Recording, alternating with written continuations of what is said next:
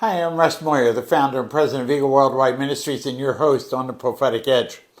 I tell you, you're going to enjoy our program today. I have with me Pastor Chris, and he has a wonderful background and experience, and I've known him and some of the leaders in his church for quite a while now.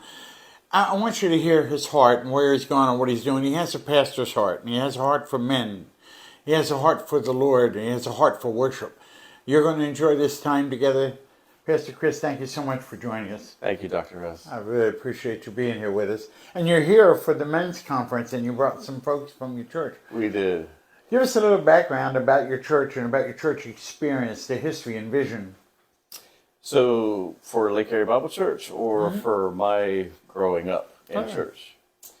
My parents went through many different churches, and they had a long journey because, they were trying to find where the freedom of the Lord was.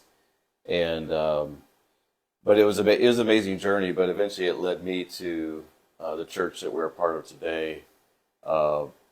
And kind of the core values that brought me to the church was that every time I came into the house, the Word confronted my life, and it revealed. It revealed areas of ignorance. It revealed areas of confusion, and many areas that I actually was holding against God. The Word confronted those areas and put the responsibility back where it belongs. And you have a community church and a family-oriented church. The name and community that you're in, and how's that evolved? How did it start? How did it get to where you're at now and where you're headed? So, as far as the church, how did it start? Pastor Danny, we actually met when I was in second grade. He had a school and a ministry in Melrose, and it was a great, powerful vision in that location. And they had a school. Amy and I, my wife now, we met in second grade. So it's the beginning of some great things. And many of those same families that were raised up in that ministry, you see them today.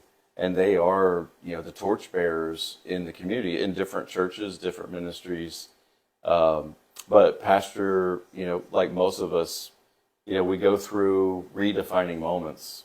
And God sent him to Bible school, and then they came back to our area and started our church. They went to Rhema. They went to Rhema. And your church is a very strong word-based church, but full of the Spirit as well. It probably doesn't fit the mold of some of the churches that you might see out there, but there's a very strong focus on the Word, but it's the Word and the Spirit. And we've been talking about this, that sometimes we get so concerned we're going to make a mistake that we lose sight of what freedom was for. And I met you through Pastor Danny, and I've known them for quite a few years. But I've seen your church evolve. It's like right now you're like second and third generation. Like they birthed the work, but it's evolved into something very beautiful. And now you and your wonderful wife take care of all the pastoral work and pastoral duties, but they still have the influence of Dan and Jenny. Absolutely.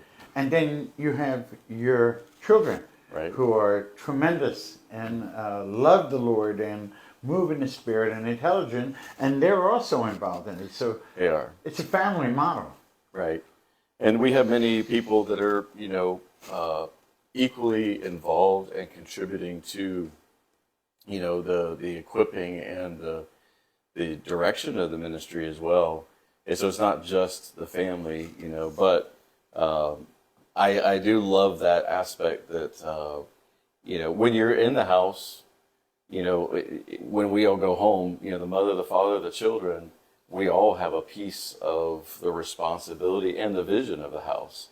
And so that's what we're trying to, really showcase to our congregation is, we all come and we eat, but we also come and we serve. So It's a very good place as far as like, we've had some people describe us as a hospital. Through the years we've had many wounded who have been through church trauma, spiritual manipulation, and it's hard. You see these people, and you see the gifts and callings on their life, but you see a fear and a hesitation to stepping into those places again because of what has happened in the past, and we're really believing God, for that mantle to help them to see through that hurt and that pain, to realize that God still has a plan for them, that what the enemy turned for evil, God can still turn for good in their life, and to re-engage. And I think that is a mandate on the heart of God. All throughout the body, there's been seasons of hurt and pain and things that have going on over these last 10 years. And we need places where people can come in a safe place and a family model that's also a kingdom model. And I think you have all of that in one setting and situation where you're at. Now, you're no longer in Melrose now. Correct. Well, yeah, so technically our address is still, we're in between Keystone and Melrose. Oh, yeah. So we have a Melrose zip code and a Keystone address. So now you're right near, not too far from Jacksonville. about an hour and 15 minutes. So it's an active and very growing area over the last, how long has the ministry been there, 20, 25 years? Yeah, it's about 30 years now. Yeah. 1995, 96. And that area has experienced a great deal of change and growth in that time period, right? Absolutely. Yeah, as far as a community, we're definitely expanding. And with it, a lot more secularism. We see in some of the conservative values, being disrupted by the growth. So it's the role of the church is even more important today. You're down here at the men's conference and you have a group of men from your fellowship. And I really think that the model and the family model and being a safe place for people to come in touch, plus you have those years of experience that you've been in a community, and there's a stability in that. And all the changing things that are happening, we need that rock solid, word-based, spirit-based, Jesus-based church that has the family aspect. I think you're at a good place in time and ready to really go. I know the vision has been changing some over the last few years. As you step in, God's doing some new things. What do you look to in the future? So that's a great question. I would say, a big part is getting outside the walls. I think a lot of churches, we've seen growth through the decades, and then we would see, division or strife, cause discord in the body, and then we'd see a weakening, and you kind of go through these waves and seasons. And I think a lot of churches have changed their vision to accommodate trying to create a tank to hold and to keep. And so we've seen a lot of, seeker-friendly vision, moving in the community and in our churches. But that's one of the pieces that we're really dynamically trying to shift to is we're done with trying to please people. We want to please God. Amen. And in that, our ministry can't be inward focused. It can't just be bless us in our four walls. We have to have a kingdom purpose that's larger, that's why we live. That's why we sacrifice. That's why we show up. And I think that's the difference in the post-COVID church model that God is trying to rebuild. And it is that it's supposed to be mission-oriented, even if it's domestic missions, but outreach-oriented and community-oriented. I remember during COVID, they said, well, the church is pretty much non-essential when COVID first hit. And that troubled me. Yeah. I'm part of church. And when I took it to the Lord, he said, well, a lot of churches are because they're so inwardly focused they're not really having the impact they were meant to have on the community at large and, outside the four walls. So I think it's the right time, the right model, and everything for you. And now in the generational changes where you're kind of walking that transitional period at altogether. Not like somebody walks off the edge and they're gone, but it's actually the generations walking and working together that will demonstrate, Amen. I think, the model that God is actually trying to do based on the Right. Word. And Yeah, we can't uproot the foundations of the vision that God has birthed. They were here and established. They're pillars in the house of God. And we talk about that with our founding pastor. Not for 1 second could we minimize your role. Titles, they're very misunderstood, and relevancy to somebody in the house. And it's the giftings, it's those callings and the anointings that break the yoke of bondage. And whether or not somebody gave you a position, the function is really where the heartbeat is, and that's what equips the saints. But you're talking about. If we do focus internally, once you have filled certain positions, then what does everybody else do? right. I have a gift of music and song, but there's already a worship leader, and there's already a choir, or there's already the drummer, and well, where do I fit? And I think many people have gotten disillusioned and discouraged, and even left where God called them to because they couldn't see their role in the house. Exactly. But really, the purpose of the church is to equip people to understand your calling is beyond these walls.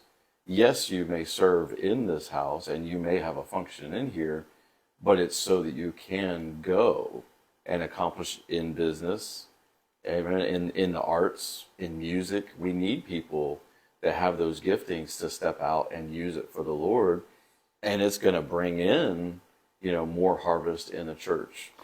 You talked about roles and titles, and the thing that I appreciate most about Pastor Danny and Jenny is that they're real people and the humility that they have. Certainly the pioneering and apostolic model, the missionary heart. Pastor Danny is serving in Africa for a couple of years at a school there, and the rest of the family pursuing the vision here and supporting what was going on. I mean, there's just deep and rich heritage that's in there that certainly is part of the apostolic pioneering spirit that's on the church, but also that pastor's heart and the heart for worship. The whole family, and of course yourself and your family, are very talented musically and anointed for worship. So it's beautiful. When I'm in your house, you can feel all of that. Amen. And now you see the evolving thing of what God's doing in the next generation. And then when I look at your children, Right. and I see the wonderful potential in them, and even like with Amy, with getting into the administrative things and the internet things, and bringing it all, in that transition to the next generation, but staying rooted as well in the deep vision that Amen. is the seed. That's a beautiful thing. Well, and I think as we stepped in, we started as youth ministers. We were really highly engaged in worship. And then we started moving in the role of associate pastor. And it's amazing how that vision keeps changing. I always thought that once, if I did transition into the senior pastor, I thought that there'd be more time, to accomplish. And really what God spoke to me more is like, it's not about trying to hold it and be something as much as it is learning to release it into there's already a transition already happening now of people that God's raising up to take that mantle. Pastor Danny, he was the pastor of the church for 30 years. I mean, in our church today, how many churches have that relationship? Too many. Right? And as we're coming in, I still see myself as young. I'm still a teenager in my heart, but I see that there's a young generation that needs a voice in the church. And those are the ones who are searching desperately for purpose. They're searching desperately for truth, and they're tired of all the manipulation that they're getting, and they're really looking for a father. How can they connect to you guys? And you're online, you have a website and things. Why don't you let them know? And I know that you're starting to do a lot more of that stuff on the internet, and Right. beautiful, like with this next generation. Yeah, so we're just getting our roots in YouTube. So you can go to LABC Life on YouTube. For our web service, it's lakeareabiblechurch.com, and you can see our services. But one of the areas that we're really desiring is to draw the people from the arts. People with musical, acting, dance, and we're doing more, dramatic performances. And so there's something being born right now, but we need the people to take it to that next level. I appreciate you partnering with us here at Eagle Worldwide, and to get to know the men that you've brought, and to know your family and your heritage and what's going on. It's been a great pleasure for me to walk with you some and to see what God's done over the years. And I've been coming and being involved a little bit over the years, and to see the way it's evolved has been a great blessing to me. So I want you to know we appreciate you guys, and we're definitely praying with you and pressing into this new model that God's bringing, that actually displays family and heritage and history and legacy and honor. They're big things on the heart of God, and like you said, you don't see that too very often anymore. We see a lot of people light a fire and then run. Yeah. Yeah, it's time. There's a lot of cleanup that needs to happen in the church, where reality, hits practicality. So, but I'm so thankful for you, Dr. Russ. As seeing, I can say, it's rare to see somebody with all the giftings and operations that you walk in, that walk in that level of modesty and gentleness, and the way that you work with us as a ministry. You come in and you fit, and so it's been a huge blessing. I sure appreciate that, and I appreciate you. I'm looking forward to what God does with the vision and how it unfolds. And you're in a great place. You're in a great location. It's a great growth area. And even though this time and season that we're walking through is complicated, there's tremendous amount of opportunity right in the middle of the crisis that the whole body of Christ has gone through. And I just think you're positioned for it. You're positioned right for it. And you have that balance. You have that history. You have that heritage. Thank you for joining us. Thank you for walking together. And thank you for joining us out there on the Prophetic Edge. And you know what? There are different places that you can connect and get to. With all the chaos and anarchy that's going on in politics and in the nation and in the church, look for those places that are rooted in the rock, that are rooted in the Word, that have the Word and the Spirit together, have that family atmosphere. When you find one, make sure you get your roots down deep so that you can bear fruit, and fruit that lasts. Thank you for joining us on the Prophetic Edge, and you have a wonderful day now. God bless you.